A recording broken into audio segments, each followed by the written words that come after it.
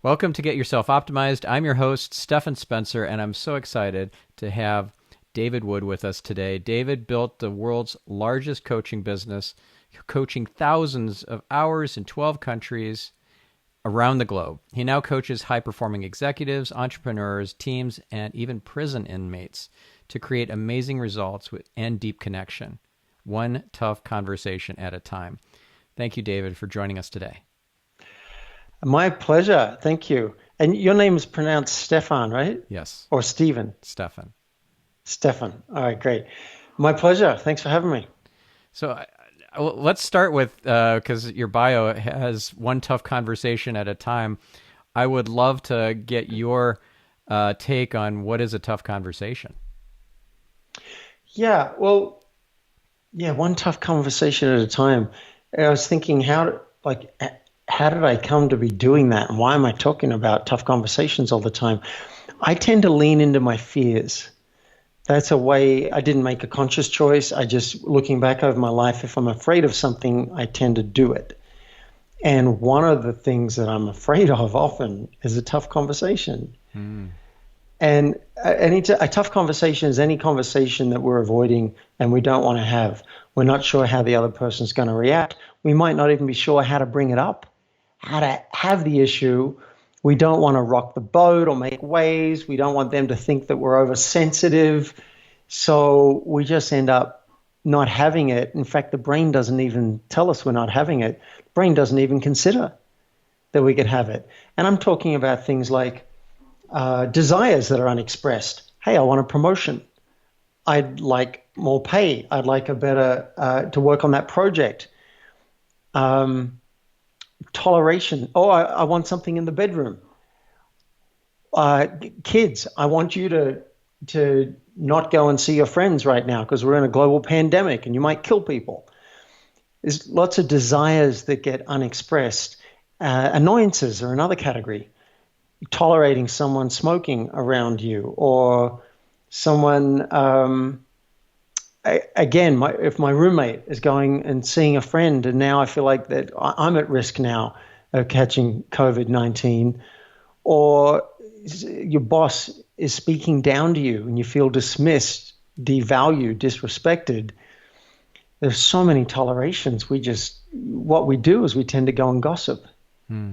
I'll just complain to somebody else, but I won't tell you, Stefan, hey, I don't like how you do this, right? When you're late for me, it bugs me and I wonder if we could do something about it.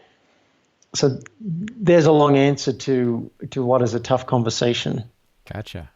So part of that is speaking your truth, right? So sharing what's going on for you, what's real for you. And do you have a process for that? Like how do you recommend to your clients that they address these tough conversations? Well, first we have to become aware of them. Yeah. So I recommend a truth audit because I wasn't trained in like how to recognize what's happening in me and David, what are your unexpressed desires? I would have had no idea how to even now, if someone asked me, I'm like, whoa, what are they? So get a piece of paper and write down on the left side anybody in your life that you don't feel great about. You can scan. You just ask your brain, who don't I feel great about? And I start scanning through my contacts here in Boulder, my friends, my family. Oh, there's a family member. There's an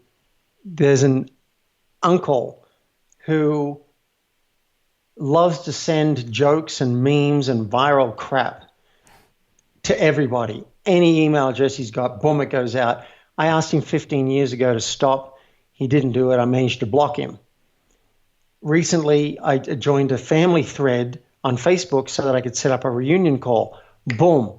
Within minutes, he's sending a joke to that family thread that we created for the reunion call. And then someone sent an email to all of us and included me on it. Now he's got my email. He's very efficient.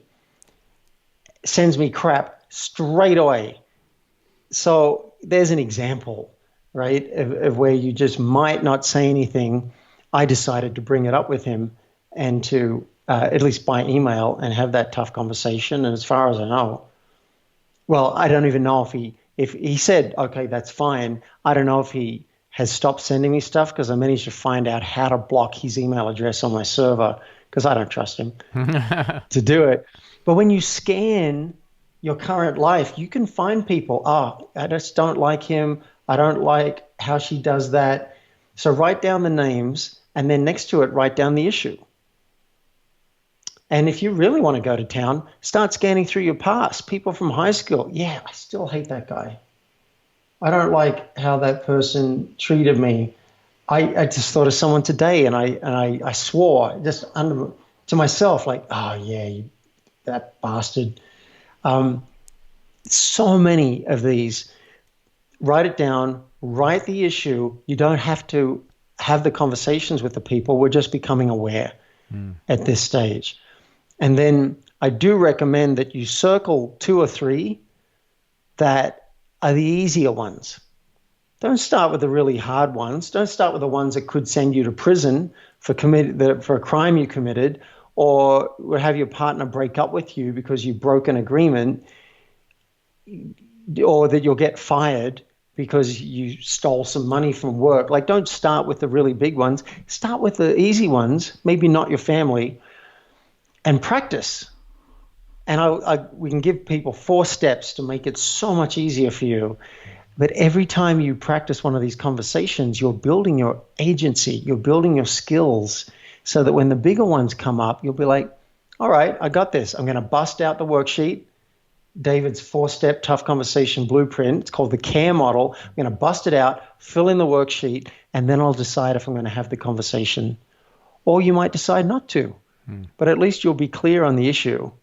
And I think there's huge value just in getting clear about what is bugging me and what is my hope. Yeah, if you just bury it, then it's not addressed and it's sitting in your subconscious. That's not good. Putting brushing it under the rug doesn't help anybody. Yeah. So now you're pointing to why we would want to have one of these conversations, because they can feel awkward. You're out of control. This is why it's a tough conversation. You can't control it. You might be worried about their feelings, worried about your feelings. So it's vulnerable, and you might lose something.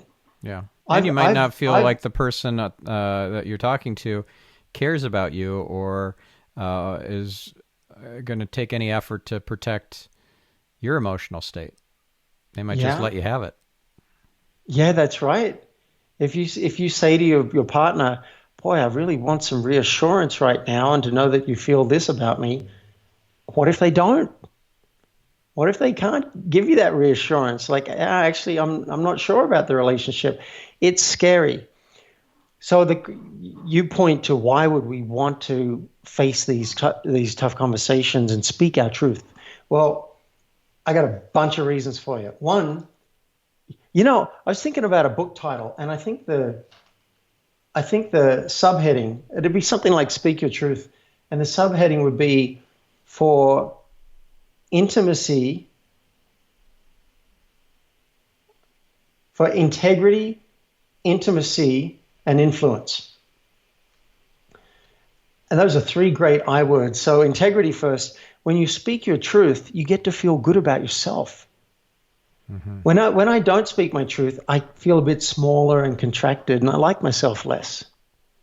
But if I speak up, I feel proud of myself that at least I said it. The other person may not give me what I want, but it's a win for me.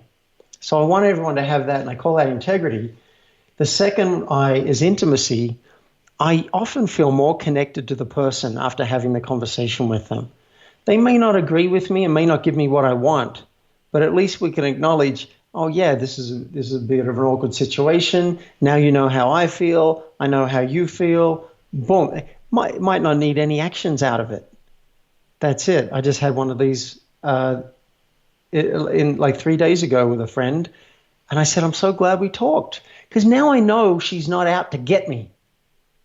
I know at least that we've gotten to connect. Yeah. So that's the intimacy. And then the third one is influence. You can get a lot of great stuff in the external world by speaking up. asking for what you want, for example, or asking someone to stop doing something that you don't want, they may actually grant you that. And so now you're having influence over people and over your world, and you get some external results. So those are 3 reasons I like, and there's probably 3 or 4 more. Yeah, that's great. To do it. It seems like we're all really good at making up stories, making up reasons, or kind of making these mental leaps, kind of jumping to conclusions. Oh, this person didn't call me because of this, and it's actually not true at all. So that woman that you spoke to, had a good conversation with, and turns out she's not angry or doesn't feel any ill will or anything towards you at all. But perhaps you'd made a story up that maybe she had, and now you've cleared that up.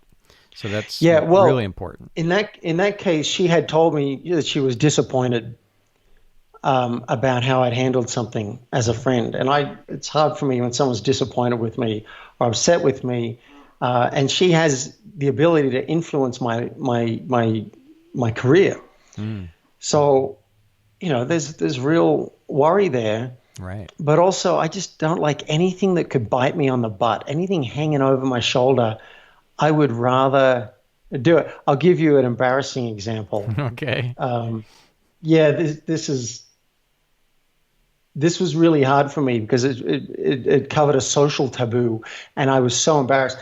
What happened is I'm on the phone, and I walk out on my balcony, and I live in the mountains overlooking a valley, no immediate neighbors, and I have a tenant downstairs, but she'd been away for 5 days. And I walk out on the balcony, and I need to pee. And I'm thinking, I don't want to go back inside into that dark bathroom and pee. What a glorious day. No one's going to know. What's the harm? I'm going to pee over the balcony onto the grass.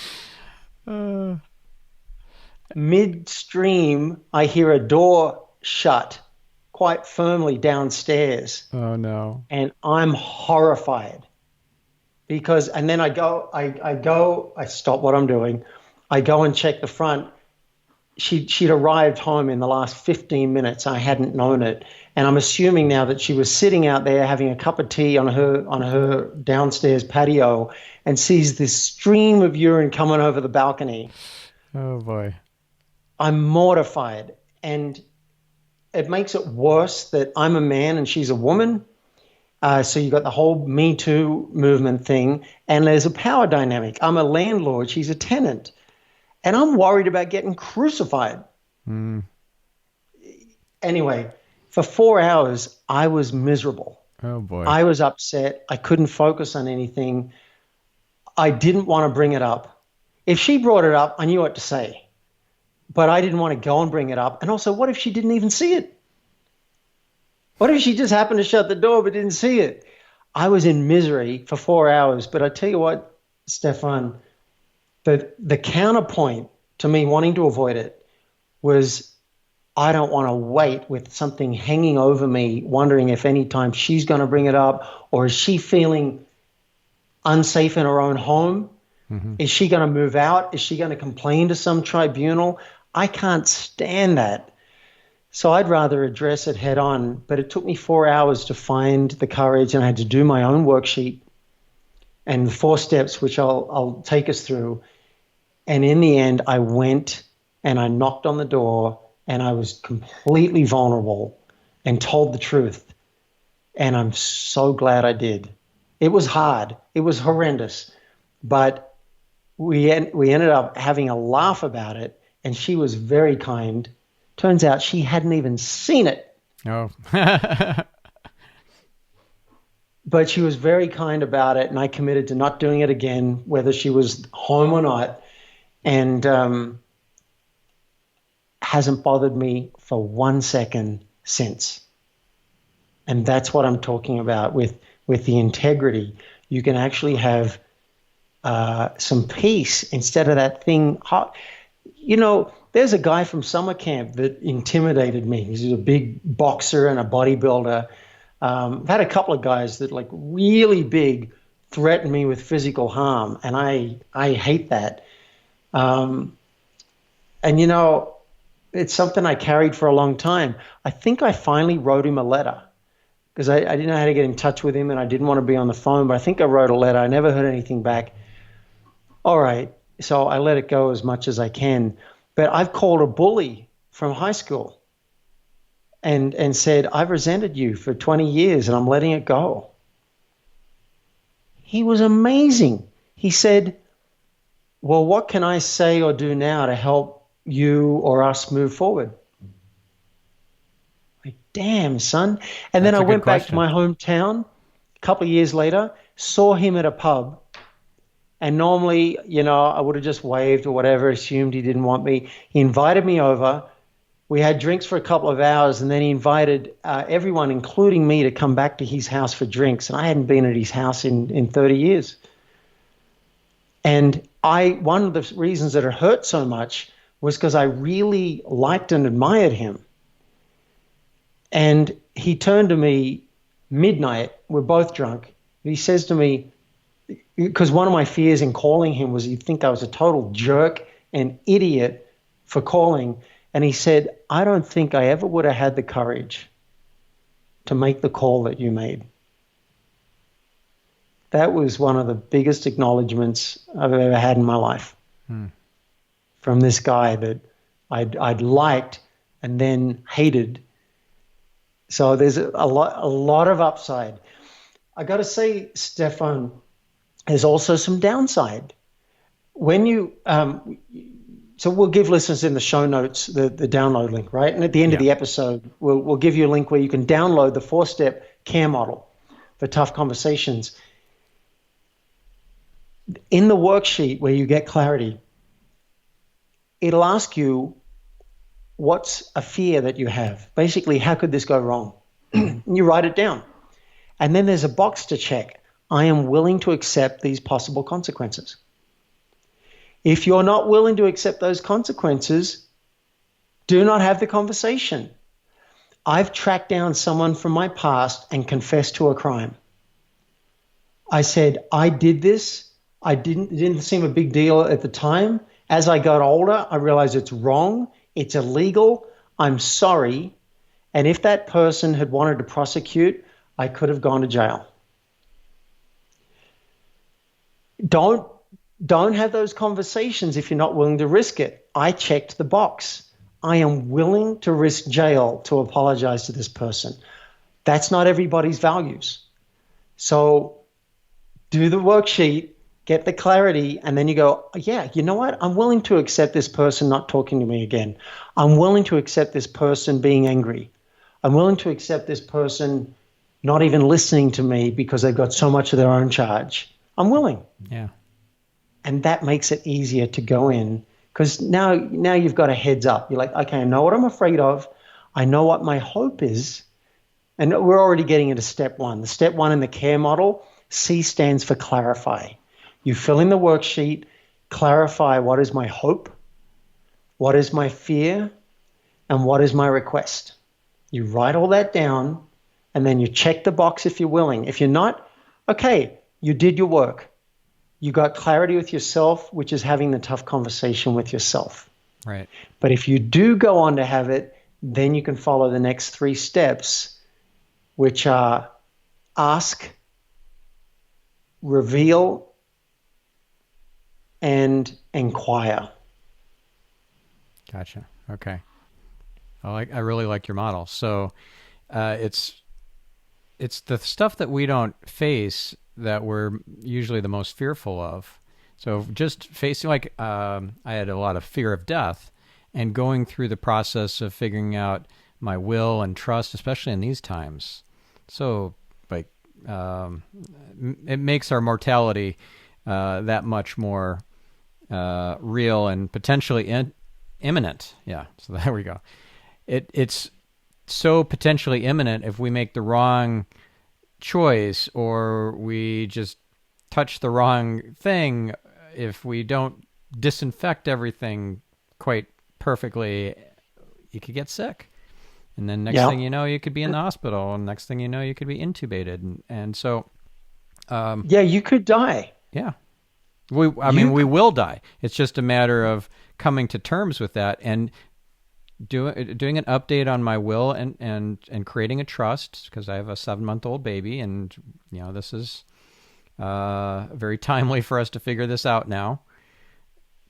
If both me and my wife died, how is he going to be looked after? Is there going to be a trust that will look after all of his needs? Who's going to be his guardian, etc.? Figuring all that stuff out made me less fearful of death. Nice. Yeah. Yeah. And beautiful segue. I think the tough conversations and COVID-19, and it's all about fear. That's the common thread. Yeah. Now, there's so many things that we fear, and I don't have a problem with fear. Sometimes I like it, sometimes I don't like it. But the ego's job, I believe, is to take care of us. And so it worries about things like getting a virus and dying. Oh, it's bad. And worries about having that conversation with my boss. Worries about losing my job. Or what if I don't have money to pay the rent and have this nice house? I'm really attached to this house. I love it, and I don't want to leave. So we've got this fear, but fear doesn't usually feel very good. Mm-hmm. We don't always respond the best way from fear. And in a tough conversation, the fear is what they're going to get. They're not even going to hear the words. They usually hear the emotion behind it. So whatever you can do to transform and soften it. And I like that one thing you did is you planned. This is what I'm going to do, get my will, whatever, line up 3 or 4 friends, because some of them could die. So maybe 3 or 4 friends in a row that commit to taking care of the son. Line it up. I think planning is one good way. I did an interview this morning, and it was about looking at what we're afraid of and finding ways to welcome that in. And I talked about some stories of being in an armed holdup, having my paraglider collapse and plummeting towards the ground. Oh my God. Being in a plane, and they said, one of our engines has caught fire, but we've still got a working engine. We're going to turn around and head back to the nearest airport. I've had near-death experiences, and I've managed to welcome those in surprising ways. And I thought, just hearing you speak, I thought about Byron Katie. She has a very clever way of turning things around. You write down what you're afraid of. I never want to lose my job. I never want to get sick and die. I never want to whatever. And then you do the work, which is the process that she has. The 4 questions and the turnaround, yeah. Yeah, the 4 questions and the turnaround. But then she was a guest on this show, by the way. One of my favorite episodes. Fantastic. Mine too. Yeah. So I love her. I love her, the work and everything that she does. And yeah, I was really excited to get her as a guest on the show. So listeners, definitely check out that episode. It's fabulous. Yeah, I love her. She's my favorite teacher. So the final step for her is you turn it around from I never want to I look forward to. So I look forward. This is hard for me to say. I haven't done the work on it, but I look forward to not having enough clients that I have to move out of this house. All right, I could go and live in a tent somewhere. I could go and spend more time with my parents. Who knows? I look forward to getting sick, and then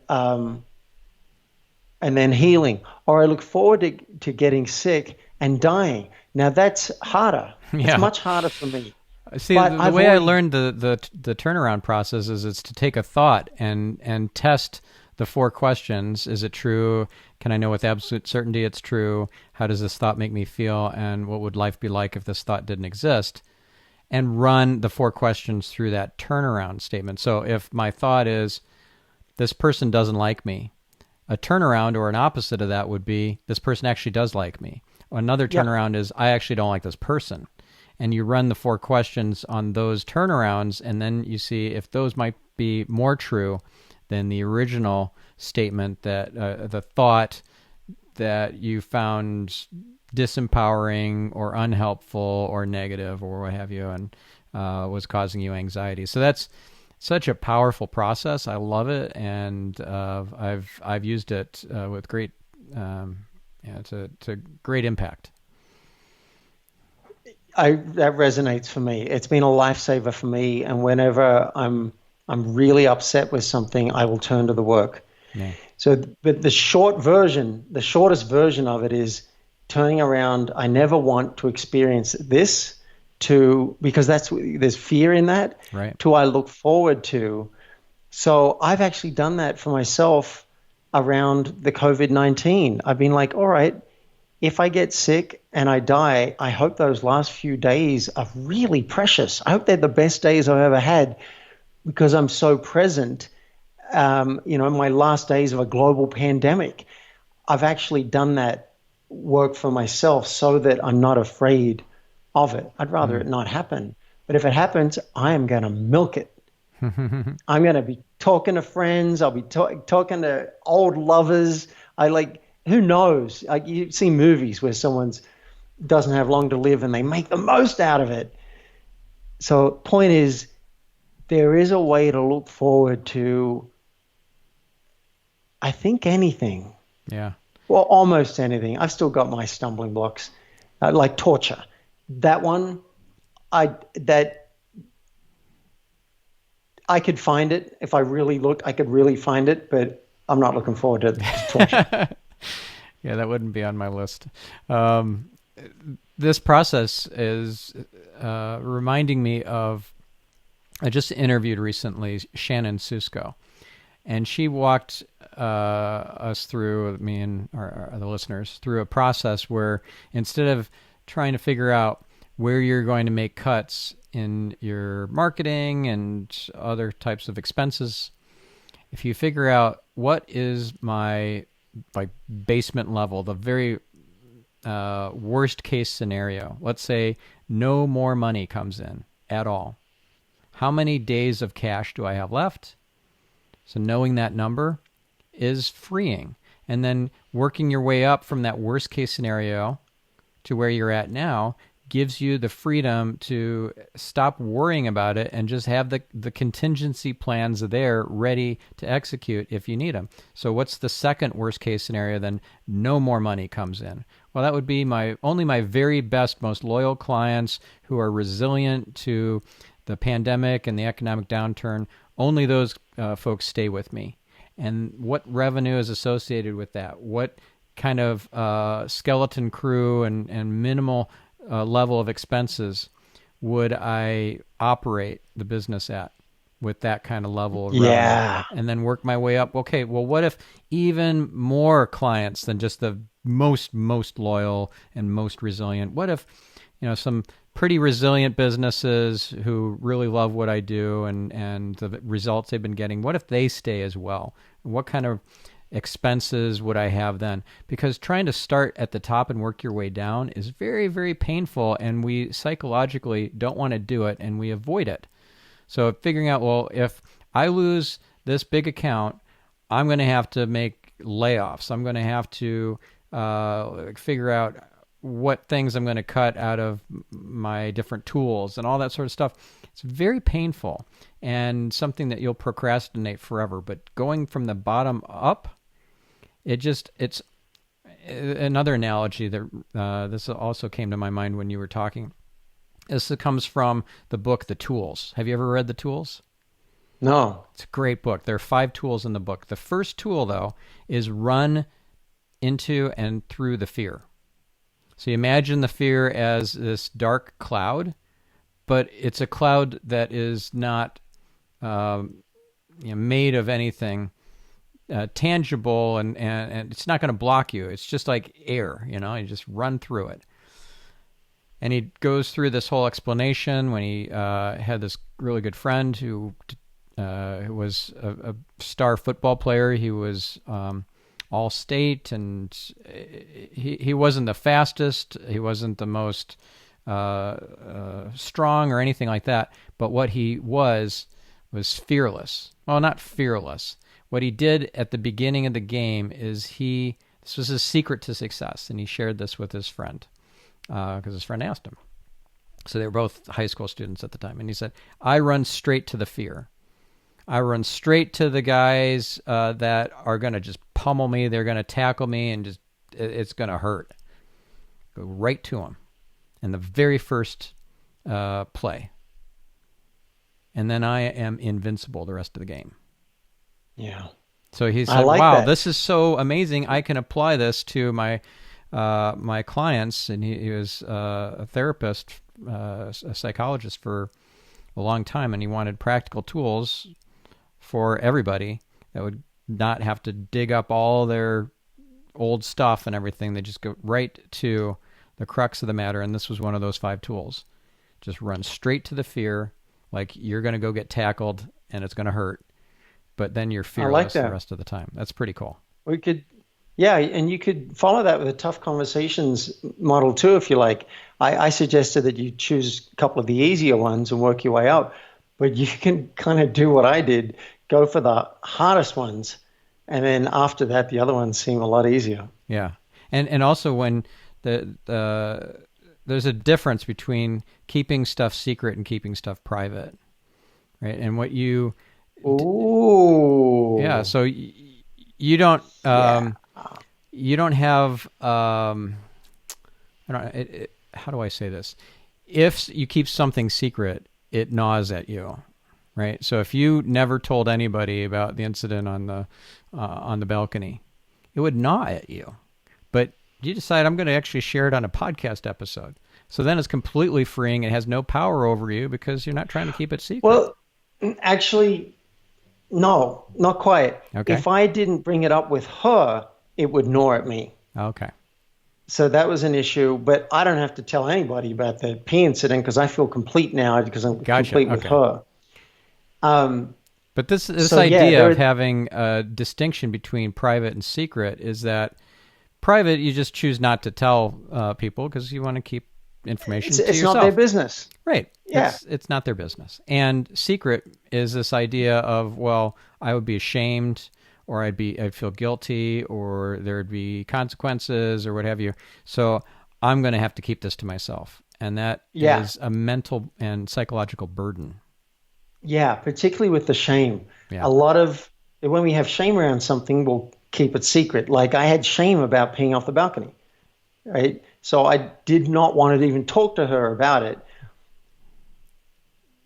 And I think one way to heal shame is to be more public about it. Brene Brown says that shame is a public problem and it needs a public solution. So that's fascinating to me. I think she's right. So I tend to talk about the things that I was hiding for many, many years. I will talk about my arrogance. I will talk about my severe depression and anxiety. I'll talk about my use of, my God, I played a video game for 12 hours yesterday, right? Not proud of it, but I'll talk about addiction. I tend to talk more and more and more about all of those things. And as I do them, I can come more to accept them for myself. Other people will or won't.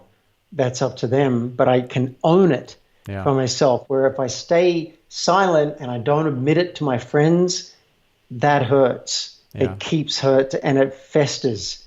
We want to bring the light, bring sunshine to those areas. Yeah, speaking of the light, I find that when you go into those kinds of dark areas and you decide to just air the quote-unquote dirty laundry, you can actually reveal a lot of light for others and be a beacon of light for them. Like, for example, it wasn't that I was ashamed of this. It was that I just I didn't think it added to my my profile or whatever. So I didn't talk about it. The fact that I was a foster child for like 3 or 4 years of my childhood, just didn't speak about it. And so most people never knew that I was a foster child. And then I decided to be public about it. And in fact, I got on TV talking about the foster care system and 3 big lies that people tell about foster kids, and just kind of debunking those myths. And I did, I think, 3 or 4 different TV appearances about foster care. And who knows, maybe I convinced somebody who was on the other end watching the TV appearance, or maybe seeing the clip on my website, that, you know what, maybe I'm gonna foster, or maybe I'm going to talk to my foster parent that I wrote off and haven't spoken to in 3 decades, or something like that. Who knows what kind of impact I could have had. I have a feeling that it made an impact, though, and it certainly is an important issue, and one that I had never really publicly addressed. But once I decided to get over that fear and the hit to my reputation, potentially, which I don't think is even a thing, really. It's their ego makes up all these stories about stuff, and it's like not even true, most of it. So I love that. Yeah. Go ahead. Yeah. And so that was back in 2016. And then I wrote a blog post about it, about being a foster kid and what people can do to help with regards to foster care. They don't have to just foster a kid or adopt. They could donate to an organization like Together We Rise or the Pajama Program. There's so many things they could do to help. And so that was awesome to go through that process. I think that's a beautiful example of leaning into something. The more we hide from it, the more power it has over us. And when you lean into it, there's an expression I heard once. There was a teacher, male teacher with 2 female teachers, and whenever he did something wrong or missed something, they'd just touch his arm, but just very lightly or whatever, and he'd stop mid-sentence. He'd stop and he'd go, what did I do? What did I miss? And a friend of mine said, I was sharing how amazing that was. I'm like, wow, the guy is so humble. And my friend said, yeah, he lays down so fast, they can't hit him. That's an interesting way to put it. Yeah. Well, I think that expression can apply to what you're talking about. You can hide about the foster care thing and worry that people might judge you, or you can embrace it. You can kind of lay down with it, so people can't hit you with it. You can make it your own. Yeah. I was once coaching a prison inmate who was really worried about people finding out. Once he got out, he was worried about people finding out in his community that he'd been to jail. I said, dude, do you want to know how I imagine I would do it? He said, yeah. I said, I wouldn't want that biting me on the ass, like hang it over my shoulder for the rest of my life. I would proclaim it far and wide. I'd be doing interviews with newspapers. I'd take on some project to help at-risk youth or whatever, and I would become my identity. Yes, I did time, and now this is the narrative. I'm using it now to try and benefit others. Boom. Now it's who you are. Whereas if someone finds out about it, if you've been working for a year for the company, that's how you create drama. Just watch Friends or any sitcom. The way you create drama and comedy is keep a secret. Yeah.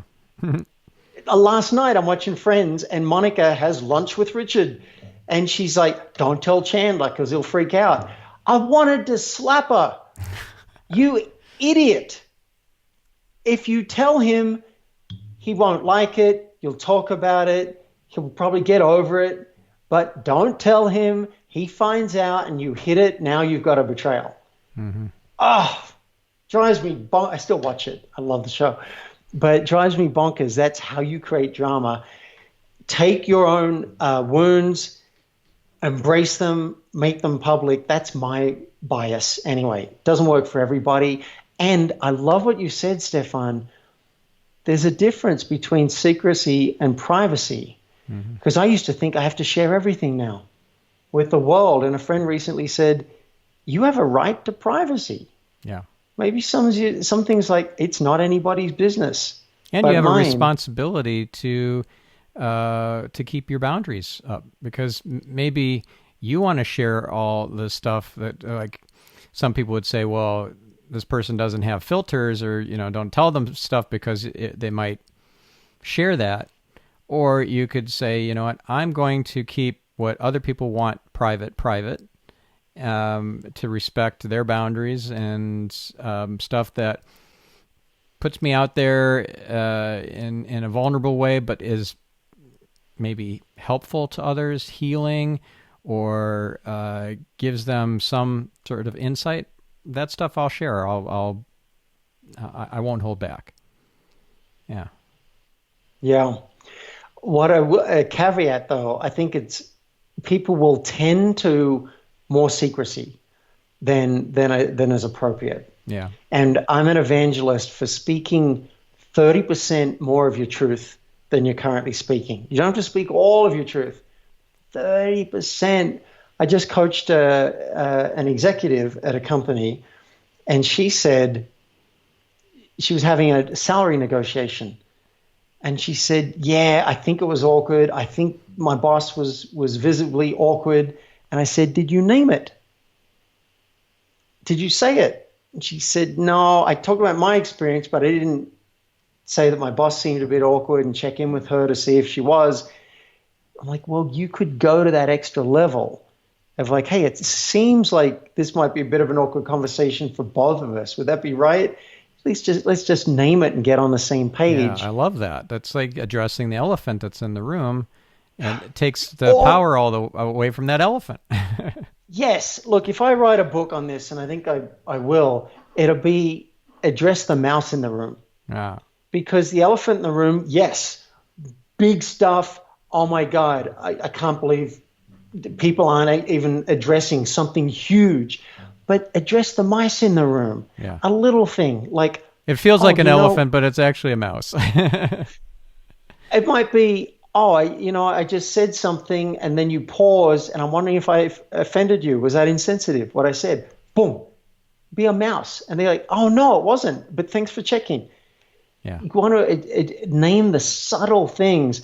And this is a lifelong practice. I only got introduced to authentic relating practices in the last year and a half, and very excited about them because you need to reveal your experience to yourself first.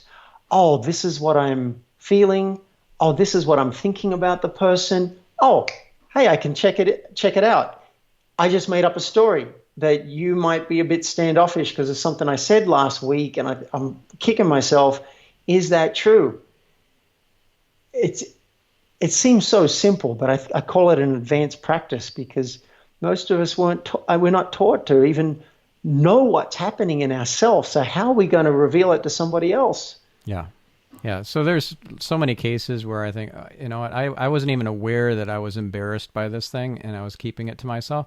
And then I got real about it, and clarified, the C. And then I decided, you know what, I'm going to share that story, and I've shared it a number of times now. The story was how I got started with getting my first clients, and back in 1995 when I was 24 years old. I talked my way into a conference as a volunteer because I didn't have the money to attend as a paid attendee. It was $2,000, a very expensive conference, and I was up to my eyeballs in student loan debt, and I had just dropped out of my PhD, so I didn't have the money. And I wasn't a speaker yet. I'd never spoken on stage before, so I couldn't get in as a speaker. So I got in as a volunteer, and they gave me the job of mic runner. So during Q&A, I'd bring the mic to whoever wanted to ask a question. And being a cheeky 24-year-old who knew a lot, and wasn't afraid to let everybody else know that I knew a lot about the topic of internet marketing, I started chiming in because I had the mic. I started helping the panel or the speakers answer the question. I'm like, oh, well, I could also, da-da-da, and because I had the mic. And I got a stack of business cards by the end of the day. But here's the embarrassing part. I was de-invited from volunteering on day 2 by the conference organizers. Apparently, I rubbed the speakers the wrong way by chiming in, helping them answer questions. So that was very embarrassing. And thus, I never shared for, I don't know, 17 years, that story. And then I decided I'm going to share it. And I've shared it at least a dozen different times. People love it. They're like, wow, that is so amazing. Because the thing that came out of that was so incredible was I got 2 big accounts that were worth, between the 2 of them, $1 million in customer lifetime value. For somebody who had no clients at the time, this was essentially my seed money. Having 2 big accounts that came out of that day, because I had the gumption to get up there and start chiming in. It was amazing. And I didn't have to go get funding from angel investors. I didn't have to take out big loans, get a line of credit or anything, because I stood up and made myself known. That's pretty crazy. So nice. Yeah. And when you said people love it, that's the weird thing about vulnerability. Everyone avoids it. Yeah. And yet when we see it in others, it's so attractive. Isn't that bizarre? I saw a landmark forum leader up on stage, and he shared with us that he's terrified of people. Huh. And he speaks and trains for a living. And at that point, I couldn't have gotten up on stage and did what he did. It was a real turning point in my life, because I was like, you can say that? And it doesn't make me think less of you. It has me admire you. Yeah. And more importantly, that you get this lesson that you can be that authentic or that vulnerable, that you are not broken because you're also feeling the same way that person is. You just won't name it. You won't admit it or share it. Yeah. Yeah. So my life, I think, from seeing him and others at Landmark Education, probably, I got to see, I want to be that. I want to name the things. Comedians do this well in a different way. They'll take anything about themselves that they're upset or worried about, and they'll turn it into comedy. Yep. If they're fat and overweight, a lot of their shtick will be about that, because people are thinking it anyway. So, yeah, I notice I'm smiling. I feel just lit up at this concept of let's reveal more. I think authenticity is the new strength. Yeah. Vulnerability is the new strength. Yeah. So let's distinguish those two for our listener, because they're often used interchangeably, but they're very different from each other. Authenticity and vulnerability. Okay. Yeah, that's good. I haven't been asked that before, but what occurs to me is that authenticity is being you, showing who you are. Yeah, warts and all. Yeah, and that may not always feel vulnerable. Like, I can own that I'm arrogant and I think I know the answer all the time, and I think I'm the smartest person in almost every room I walk into. That's my default assumption. That's not vulnerable for me to share that. Sharing that I peed off a balcony when I've got a tenant downstairs, that's a bit more vulnerable, because I know there's a chance that I'm going to be judged for that. Some people will be like, that's disgusting. So that's a bit more vulnerable.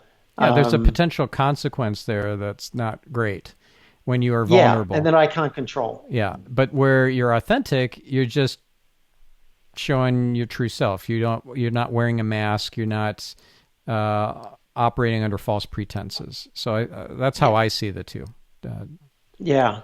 When I reached out to a friend recently and I said, I'm feeling a bit upset by what just happened, that was slightly vulnerable for me, because I'm letting them know people aren't generally good at receiving emotion, other people's emotion. I'm not that.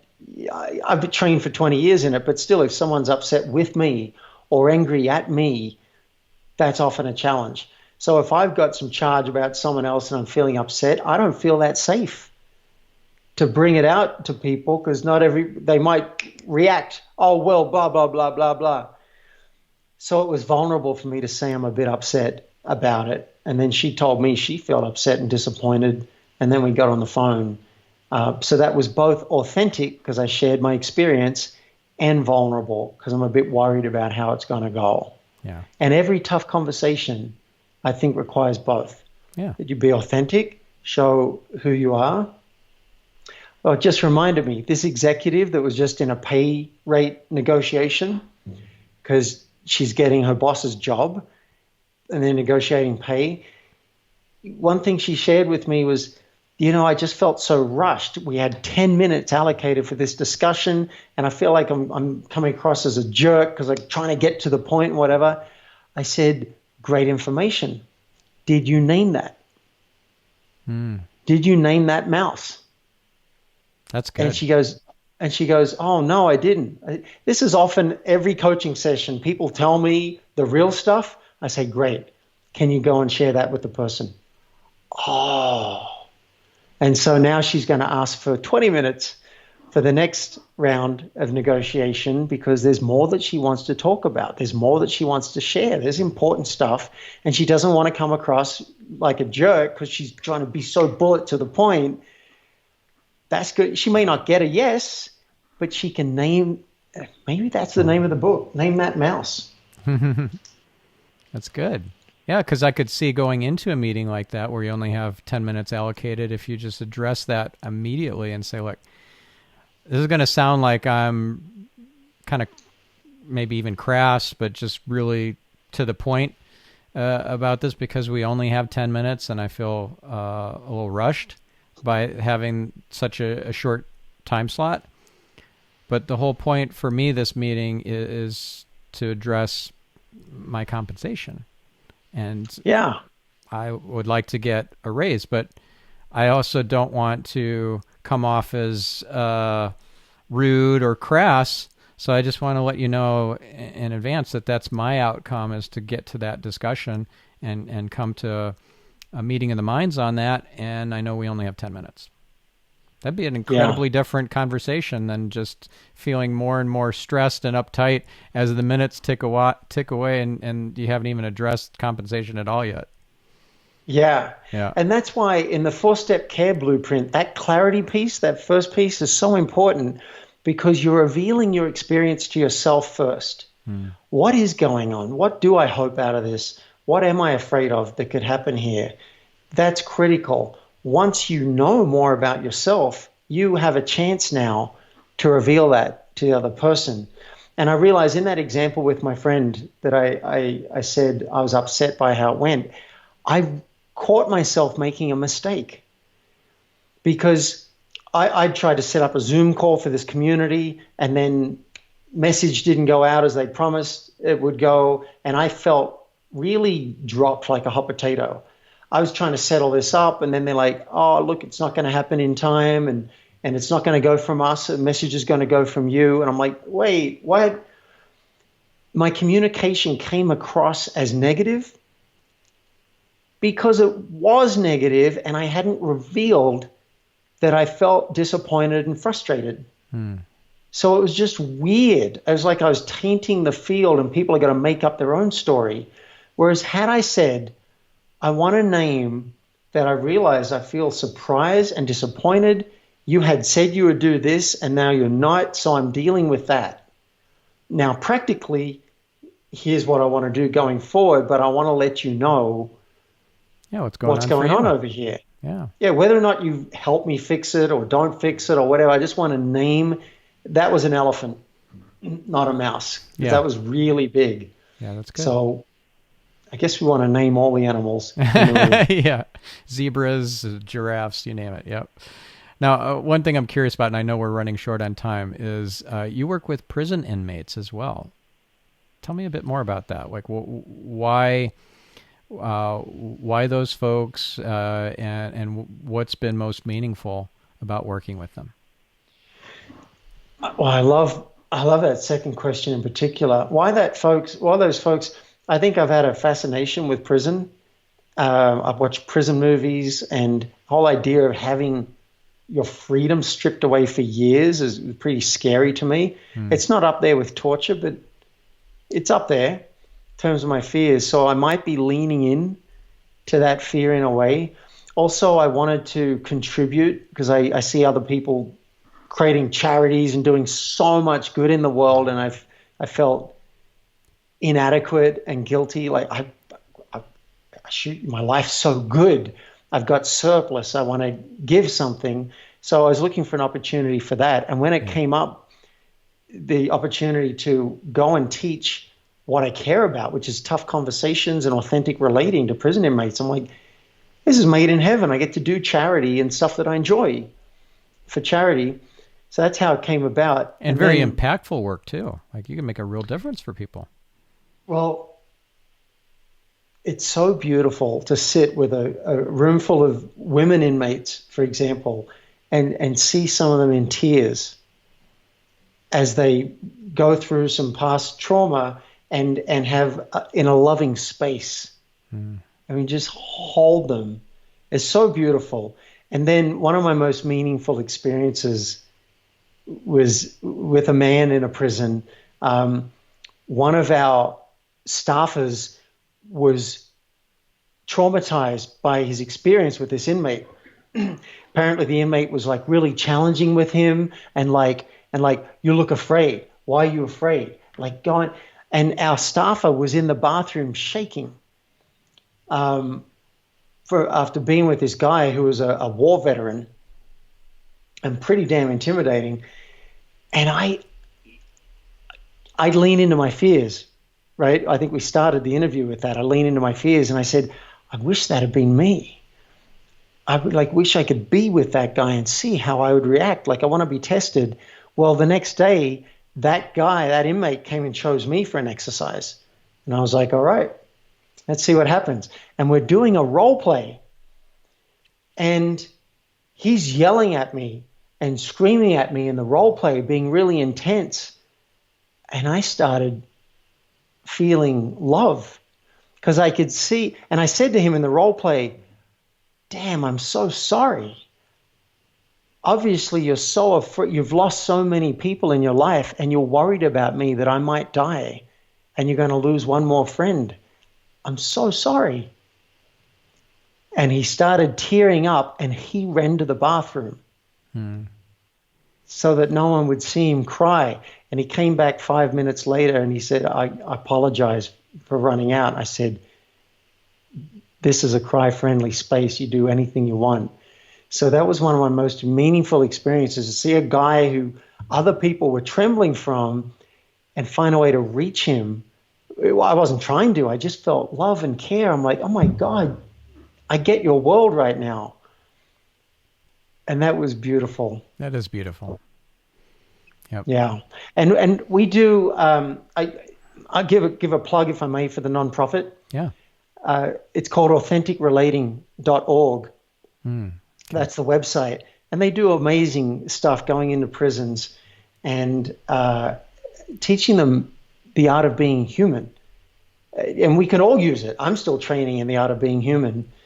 And so I think it's beautiful work. And if you feel like you want to support that work, go and donate. If you donated $5 a month, they would be thrilled because they go all on donation. There's no grants or funding that they have yet. Yeah. Awesome. And then there's another organization that I've heard good things about that works in prisons called Defy. Oh, yeah. Yeah. DefyVentures.org is their website. So. Yeah. And we, I haven't done the face-to-face trainings for a while, but I've been doing some Zoom calls with the inmates. And we thought initially we wouldn't be able to get the clearance for it, but we can. We set it up, and sometimes I'll have two prisons on the same call. And we facilitate, and the women go, and then the men go, and then I have them kind of do breakouts on their own, and then we come back and share. It's pretty damn cool, I got to say. That is great. And now, that was before COVID-19. Now with COVID-19, that's all that's possible. Right. So for prisons where they weren't that amenable to it, but they were amenable to in-person trainings, and now they would be much more open to Zoom-based presentations. Yeah. Yeah. It's not that hard. It's normally when you do Zoom, everyone's got their own computer. This is a little bit weird. Each room has their own computer. Right. But there are ways to do it. Yeah. I love technology, so I'm like, this is so cool. Look what we can do. Right. Yeah. Yeah. Amazing. So yeah, I do need to go. Should we give people the download? Yes, let's do that. All right. So, Great. yeah, let's give the URL and just again recap what the CARE acronym stands for. So that's what they're going to get, the Yeah. 4-step process as a free Yeah. download. Yep. Yeah. It's called on the website. It's called the 4-step blueprint, and the CARE model, CARE, stands for clarify the issue with yourself first using the worksheet. Ask permission to have the conversation, So that's and the A. download will give you an amazing formula. It's Mm-hmm. very powerful, very simple, makes it easy to bring it up. And then S stands for share the, no, sorry, R stands for reveal and request. Reveal the issue. This is how I'm feeling. This is what's going on. And here's my request if you have one. Mm-hmm. And then E is so important.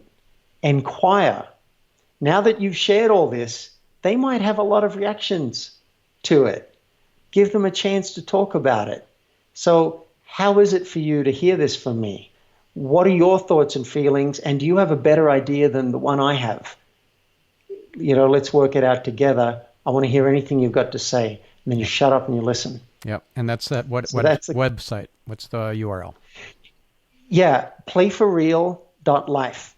And I have Playforreal.life. Got it. yeah, it's not a .com. I got the .life because I can. So playforreal.life. And there are 3 invites I have there. Download the blueprint. You can't miss it.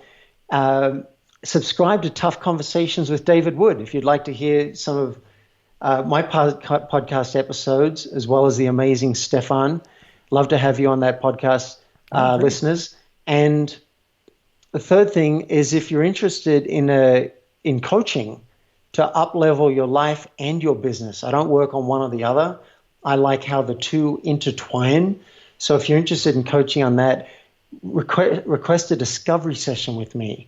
And if you qualify for that, I don't charge for it because it's how I find the right people to work with long term. And if it turns out it's a one-off session and you've got a plan and you want to implement it on your own, go for it. I hope you let me know how it goes. So all 3 of those things are at the same URL, playforreal.life.